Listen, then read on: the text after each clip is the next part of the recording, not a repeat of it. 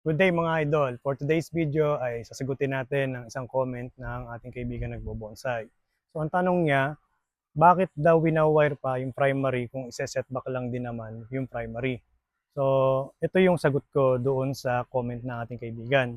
So bali kasi ang sistema ng paggagawa natin ng primary ay nakadepende sa likod ng ating trongko. For example, yung trongko natin is may movement. So maganda yung flow ng trongko natin. So, sayang naman kung di natin ililikot ng konti yung primary. So, hindi naman natin kinakailangan ilikot ng sobra. I mean, yung paglilikot ng primary, yung konting flow lang. Kasi siya yung malaki na mataba. At pag yan ay lumarga, talagang iuunat niya, pero meron siyang konting flowing. Meron siyang konting bend, mga ganong itsura. Tapos, kung ang tronco natin ay halimbawa na lang tuwid, dapat yung primary natin tuwid lang din siya. So kung merong konting likot yung trongko natin, dapat may likot din yung ating primary. So for example nga, ito sobrang likot ng sanga ng katawan na to, dapat malikot din yung primary natin. Pero isang bend lang siya. So ipapakita ko sa inyo yung sinasabi kong isang bend lang ang kailangan natin. Hindi natin kinakailangan magdalawa doon sa primary.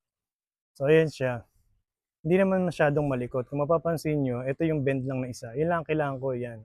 Kasi naka-divided by 2 yan. So ito ngayon 2 inches, 2 inches. So dyan lalabas yung number 1 secondary. So ito yan, yung secondary natin. So kung saan yung unang bend niya, yung unang movement niya na may liko, doon tutubo yan. So yun lang yung kailangan natin na bend. Hindi natin kinakailangan ng maraming bend para lang maging malikot at maging kaitsura ng tronko. So yung susunod kasi niyan, ito ililikot din natin. Ganon din ang mangyayari dyan. Ito, 2 bend na to kasi gagawa tayo ng 1, 2, 3 dito. Gagawa tayo ng 1, 2, 3 dyan, 1, 2, 3. Hindi kagaya ng primary, maikli lang siya. So kagaya niya 4 inches, di ba? So sa 4 inches, ito ay 4 inches din. So ang mangyayari kasi, mas maliit na kasi itong secondary natin compare dito. Kasi hahabulin natin ang laki to eh. Yung secondary natin. Kaya yun, magiging flow niya, magiging dalawa na. So pagdating sa pinakadulo, sa tertiary natin, magiging tatlo naman yung bend niya. So ganun yung sistema ng paggawa natin ng layout ng primary. Nakabase yun dito sa tronco.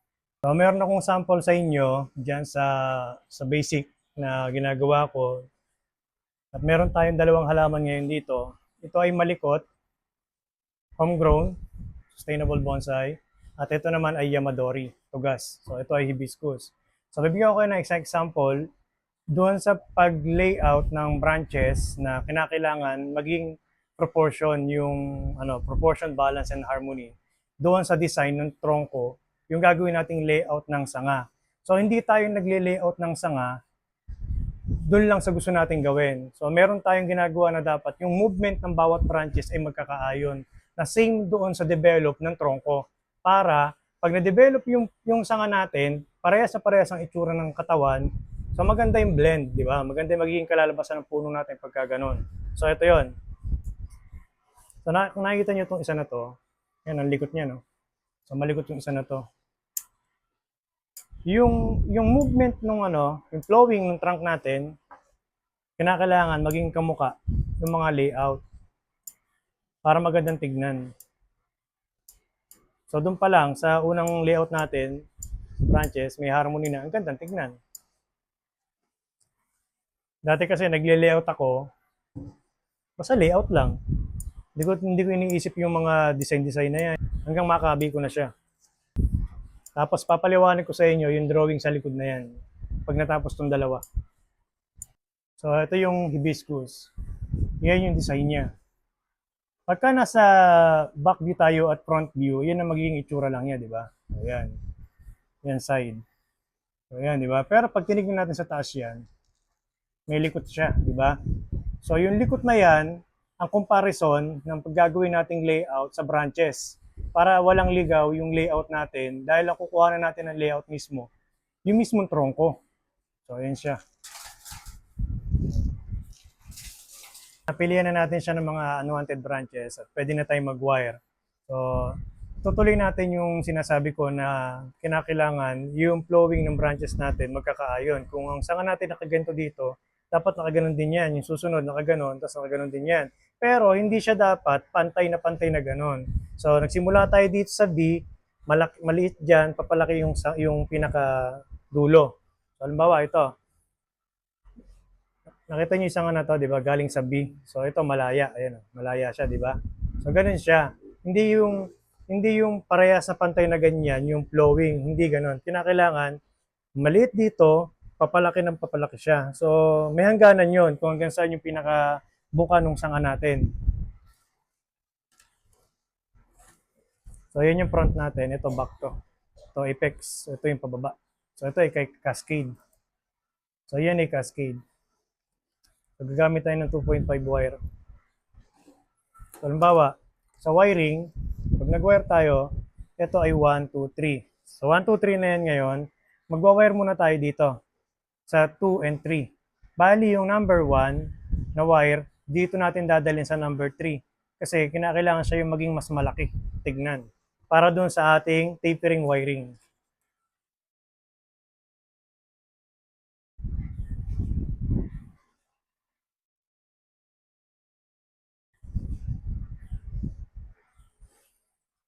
Laes.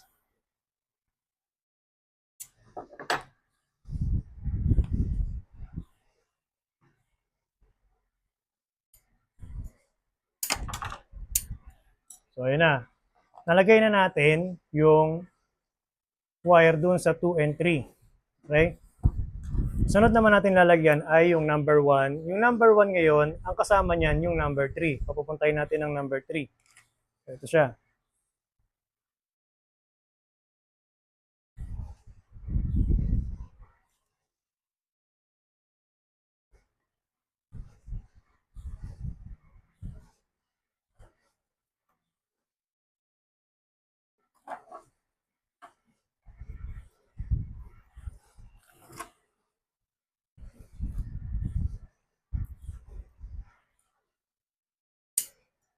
So, yan.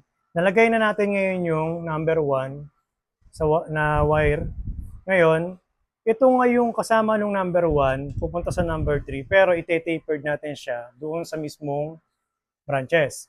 So, for example, halimbawa, ito yung number 3, di ba? So, yung haba ngayon niyan, divide nyo ng dalawa. So, ang putol ngayon nito hanggang dito. So, dito ngayon, magiging dalawa yung wire. Dito sa dulo na to, isa lang.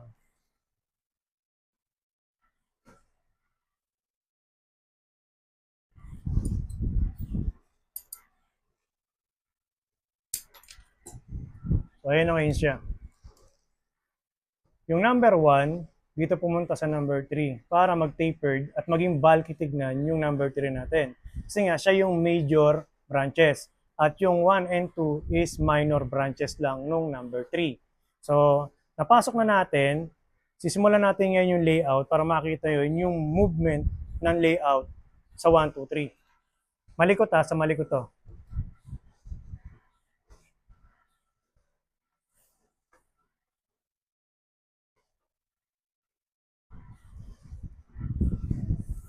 Kanina sabi ko, kapag nasa secondary na tayo, yung layout natin, magiging dalawa na yung movement niya, yung bali. Compare doon sa primary, isa lang ang bali niya kasi nga, kailangan lang natin ng isa gawa nung doon sa number 1 secondary natin. So dito, kailangan na natin is dalawa na sa secondary. Sa secondary 1, 2, 3, kailangan dalawa na yung bali niya para makuha natin yung 1 and 2.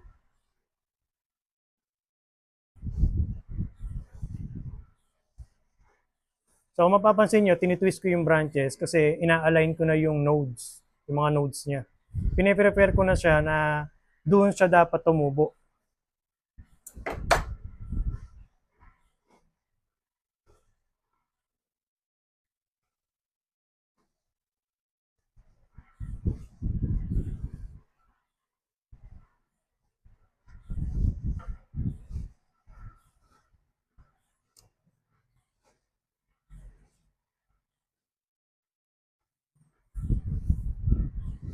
So ito na siya ngayon. Ayan. Tingnan niyo yung movement ng branches. 1, 2. So 2 bend. Unang bend, pangalawang bend. Ito naman yung number 3, unang bend, pangalawang bend. So sa madalit salita, ito yung 1, ito yung 2, ito na yung 3. So secondary. So ito naman yung unang bend ng number 3, Ito naman yung pangalawang bend ng number 3. So ito naman yung number 1 natin, secondary. Diyan naman yung unang bend ng number 1, secondary. Ito naman yung isa. Ayan, ito isa. Nasa ilalim niya. So yun. Ngayon kung mapapansin nyo, yung layout niya, habi dito sa tronco, di ba? Nakita niyo yung itsura ng tronco, yung flowing ng tronco niya, di ba? So pareha sila ng layout ng branches. So hindi sila nagkakalayo. So meron siyang harmony na tinatawag, di ba? So yun. Tapos, kung mapapansin nyo, yung laya ng branches, maliit dito, papalaki ng papalaki, di ba? Kasi nga, kaya kinakailangan papalaki siya ng papalaki, gawa ng pag nilatag natin, yung tertiary niya, meron siyang espasyo na paglalagyan. For example, ito, yung laki ng negative space niya, di ba? So, siya yung magpupuno dyan. Papunta dito, ito, papunta to dyan. So, ganun din dyan sa area na yan. So, tapos, sa layout ngayon ng branches natin, kapag nagawa natin ang unang layout natin, kasi usually ang ginagamit natin layout is baba. Sa baba tayo nag-uumpisa mag-wiring at mag-layout. Kasi doon tayo kumukuha ng balance ng layout natin. So, di tayo pwede magsimula sa taas, sa gilid, kinakailangan merong nauunang layout doon sa baba na yun ang susundan natin ng layout. So, ayan, nakuha na natin ngayon itong baba, di ba? So, ang susunod natin ngayon dyan, yung pangalawang distansya niya, ito na yung back. So, ito yung front niya. So, ayan yung front, ayan. So, ito ngayon, back. Layout na natin yan.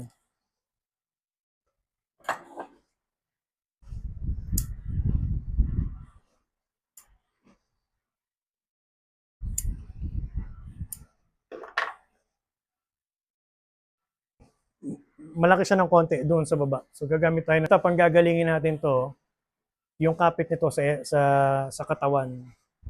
So, dito siya manggagaling.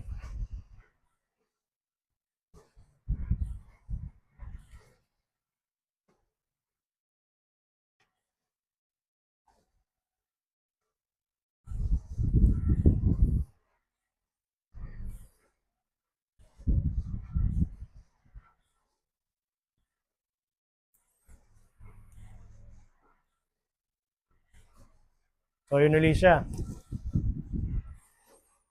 Nilagyan ko uli muna yung 2 and 3.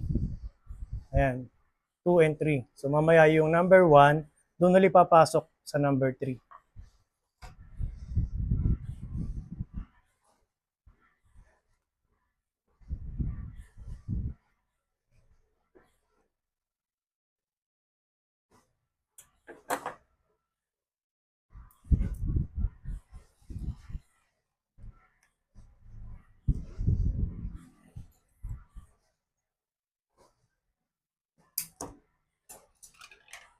Gamit tayo ng 2.5.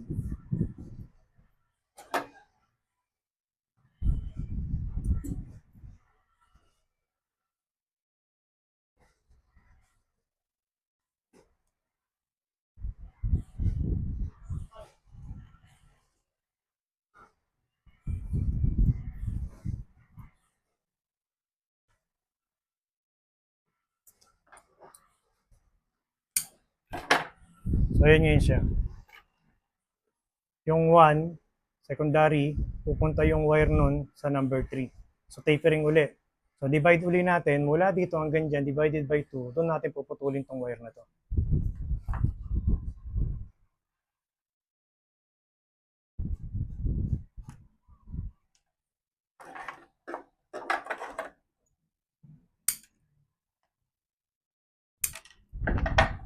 So, ayan. Nalagay na natin ngayon yung mga wire. So, may kulang sa tapering.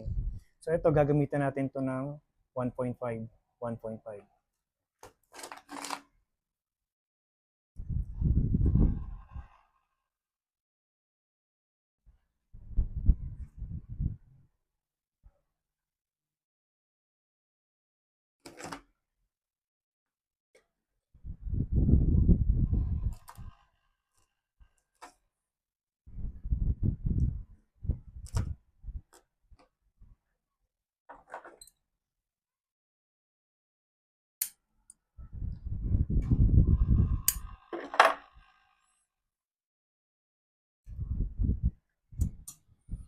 So, ayan. Bali, ginamit natin ngayon sa part na to. Ayan, sa part na yan. 3 mm, 2.5 mm, at saka 1.5 mm ang ginamit natin. So, nakuha natin yung tapering ng wiring. Hindi tayo gumamit ng mula dito, itinuloy natin yung malaki na sanga. So, hindi ganoon.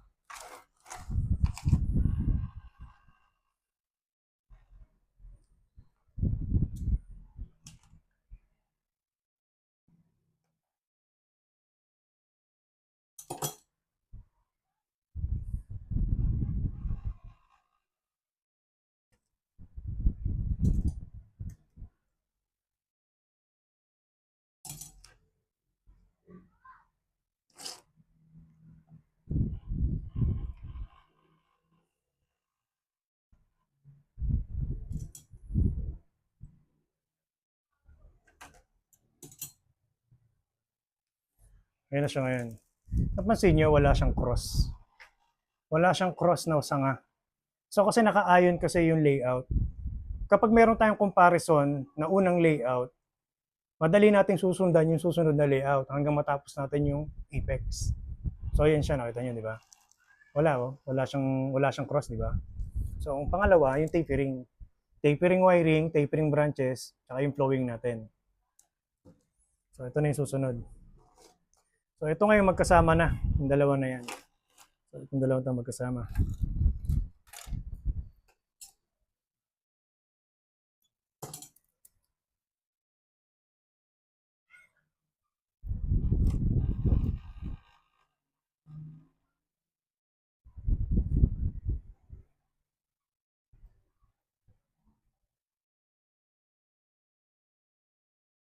Ayan, nalagay na natin to. So ito, ibababa natin to kasi masyadong mataas. Ayan ngayon siya. Ito. So kaya sabi ko lagi, hindi natin kailangan ng tapat-tapat na sanga. Sa isang sanga lang, kaya natin i-develop yung paddings ng malapad. So gumamit tayo kayo ng 3 mm, then 1.5. So ito, nakita nyo ito, dalawa na to. Ayan, dalawa. So lalagyan natin ng abang yan na wire. Para pag humaba siya, yung sobrang wire na to, ilalagay na lang natin. So ganun ulit, 2 and 3 magkasama.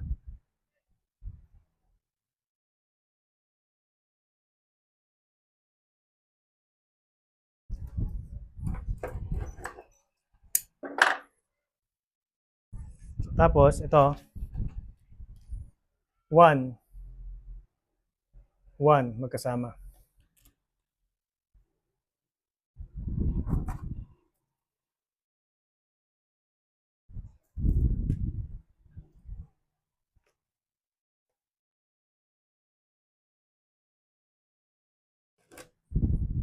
Napakahalaga ng wiring sa bonsai. Kaya kinakailangan pag-aralan niyo din yung wiring para maging malinis yung ating layout.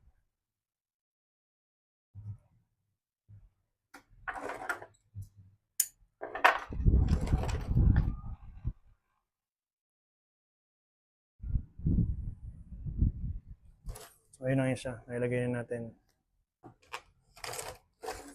Ang kukunan ngayon natin ng layout nito. Ito. Yung nasa baba na yan, yung nasa baba. So yan yung layout natin na ang magiging design niya, ito. Kung ano yung flow nito, magiging flow din dapat niyan. Yung flow nito, pareha sila, di ba? So yung comparison nung nasa taas na wire na layout, doon kumuha sa baba. Ayan. Ngayon, ito naman ngayon yung apex. Yan yung apex, ayan. So, ito yung front natin. Ayan yung front. So, ayan yung front natin. Ayan. Diba? Ayan yung front. Ngayon, ito ngayon yung apex. Dadali natin sa front. Kasi, nakarating siya ng back. So, dadali natin dun yan. Dadali natin dyan. Kulang pa tayo ng sanga. Kulang pa tayo ng sanga dito para ma-develop yung paddings dyan at mabuo yung canopy ng ating foliage. Ayan.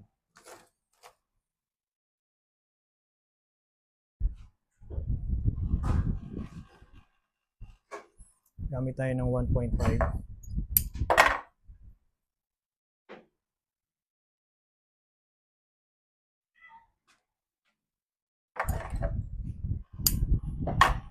So, ito na ngayon siya. Nalagay na natin. Ito, abangan natin. May nodes na eh.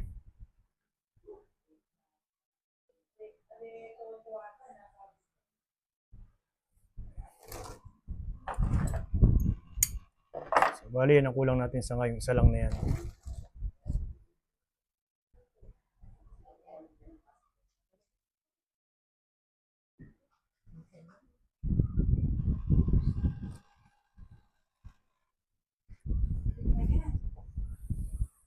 So, ayan na mga idol.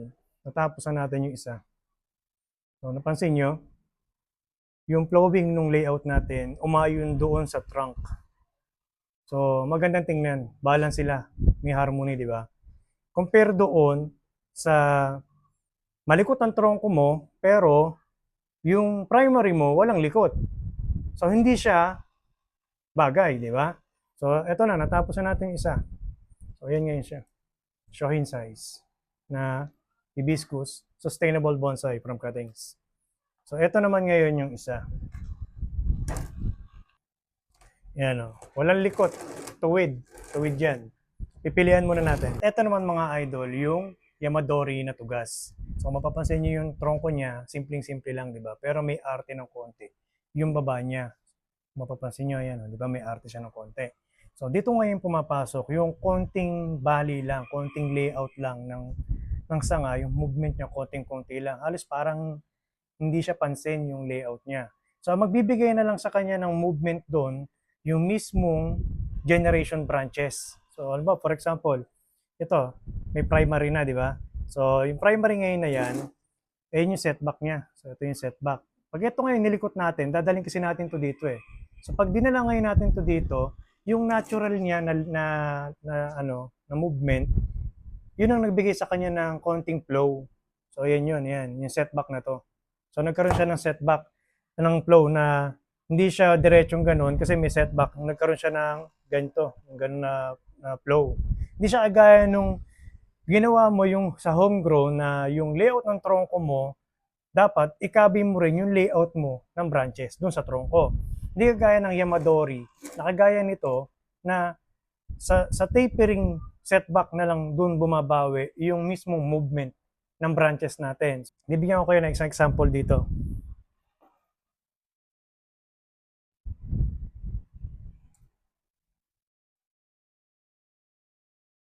So ayun, ulitin ko, dapat alam natin yung magkakasamang branches na wawiringan natin para hindi pangit tignan yung ating layout. Gaya niya, magkasama yung dalawa na yan. So ito naman sa back, 1, 2, 3 na yan. So pagkasamahin natin to, gaya kanina, 2 and 3 sa wiring.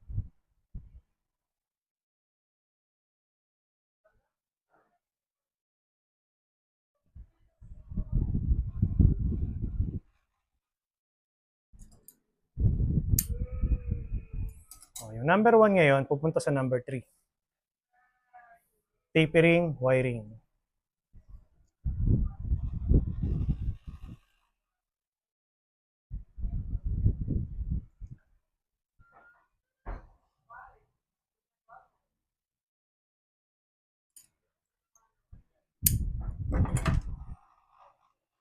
Mula dito sa setback, kung ganyan kahaba, divided by 2, hanggang doon lang yung wire natin na ito.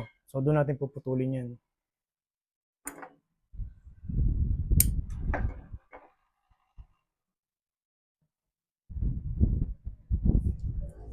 Gamit tayo ng 2.5 dito sa baba.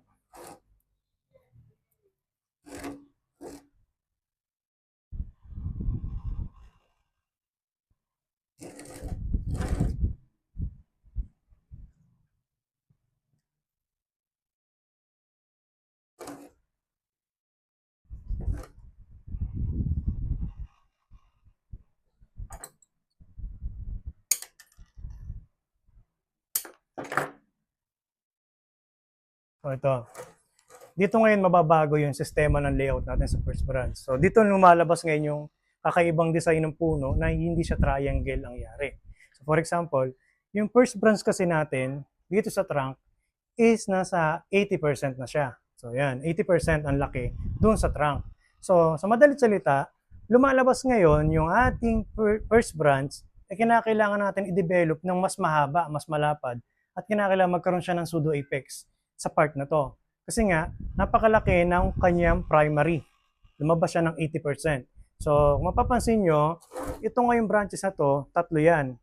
Number 1, number 2, ito yung 2, ito yung number 3. So, bali ang mangyayari ngayon sa kanya, mababago yung layout. So, yung number 1 nasa back. Yung number 2 ngayon ay aakyat. So, pag akyat ngayon ng number 2, yun ngayon yung gagawin nating pseudo apex. So, sa pseudo apex ngayon, kung yung number 2 natin ay umakyat, kinakailangan magkaroon tayo dito ng node na isa. Siya yung pamalit doon sa number 2.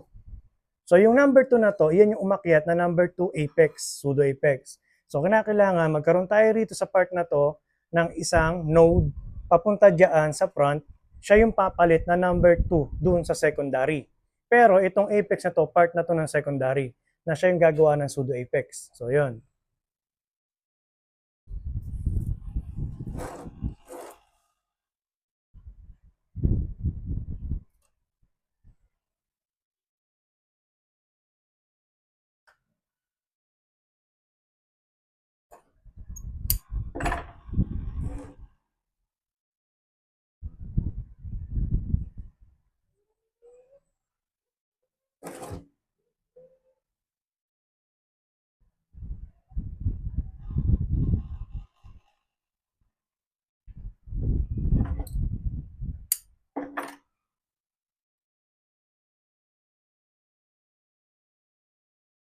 So, para mapalabas natin ang pseudo apex, kinakailangan meron tayong negative space.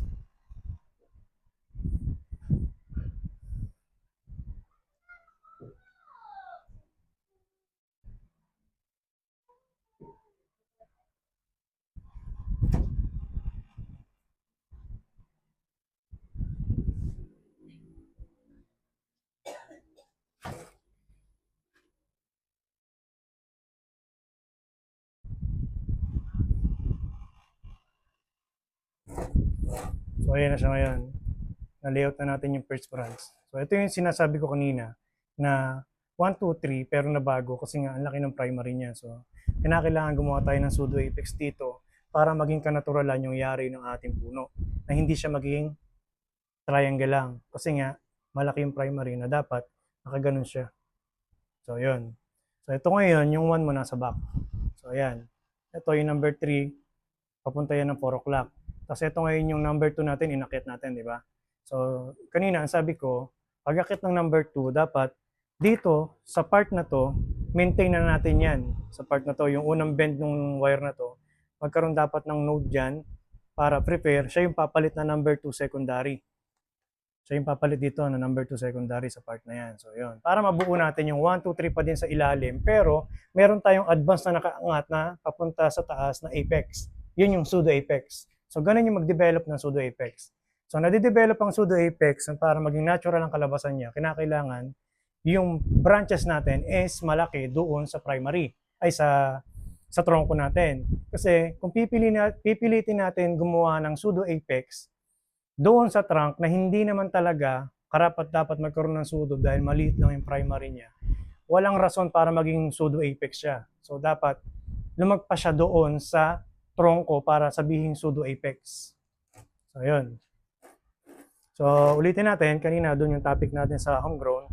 So ito yung unang layout. Susunod na layout natin dyan, ito na. Yung itong sumunod na sanga, sunod to. Kung ano yung sumunod na sanga, yun ang gagawin natin.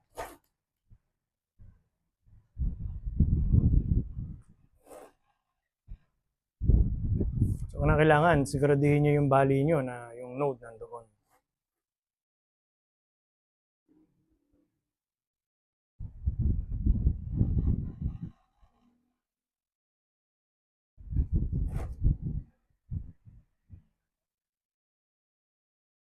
Makapagpapalabas kayo ng mga depth kapag ka meron tayong negative space.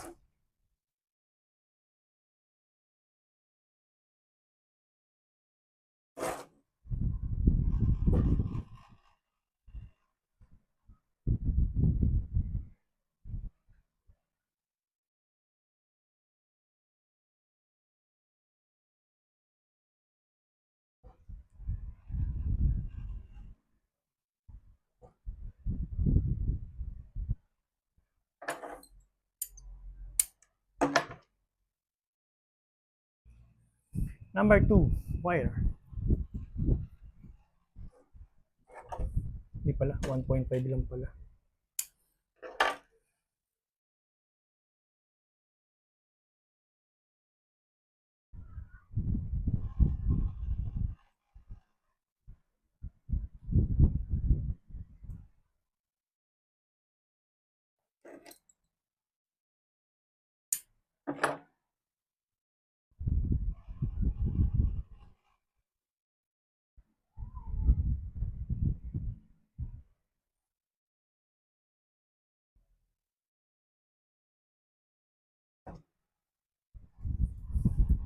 May node ng isa sakto.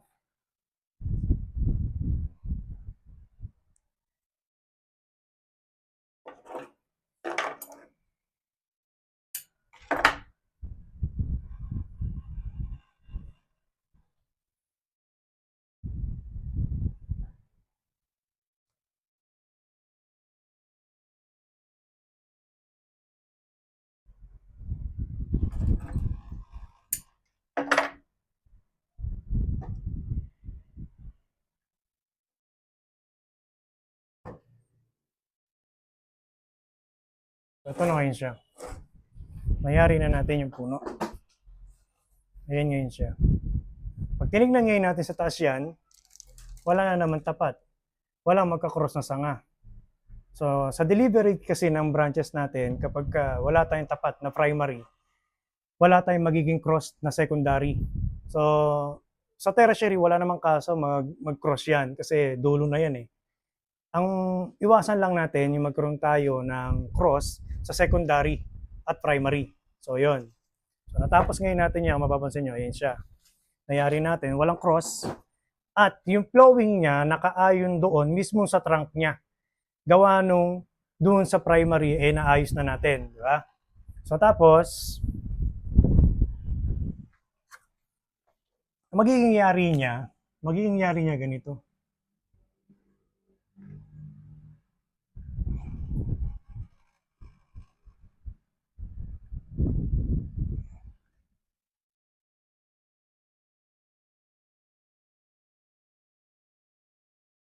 Ganyan ang kalalabasan niya.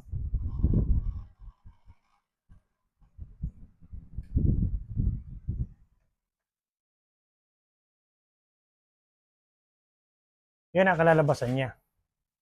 Dalawa ang ulo. Gawa nung malaking nga yan. Dito naman tayo. Tatlong material na magkakaiba ng primary. So ito ngayon, formula upright tuwid. Ito medyo malikot at sumobra ng likot. So ito yung sinasabi ko na iaayo natin yung primary natin base doon sa likot ng tronko.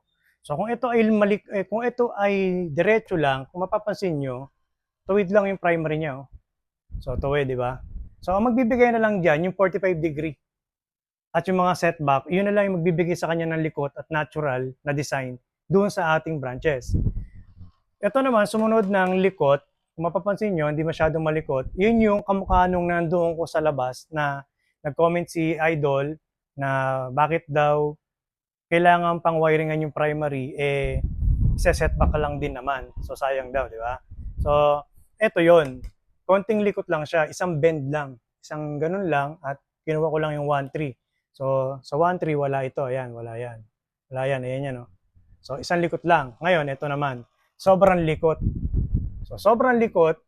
Kung ano yung tsura ng tronco natin, gagayahin natin yan para maging balance silang dalawa. Mag-akma yung primary natin, mga branches natin, doon sa ating tronco, kagaya nito. Kagaya nung ginawa ko na to. Ayan. So, ito, malikot ang tronco, malilikot din yung sanga. Di ba? Hindi kagaya dito, na etong ginawa ko na tong isa na to, itong ginawa ko na to, dito yan. Dito yan papasok. So, konting likot lang siya. So, ito naman, dito. So, ito, madalang kasi yung gumawa nito dahil, umaga, yan, simple basic na lang yan kaya hindi ko na ginagawa yung ganyan. So, yun. At yun lang mga idol. Maraming salamat sa nag-comment sa akin at nakagawa tayo ng isang content na matututo ang lahat doon sa comment na yon. At hanggang dito na lang ating video. Maraming salamat po. God bless.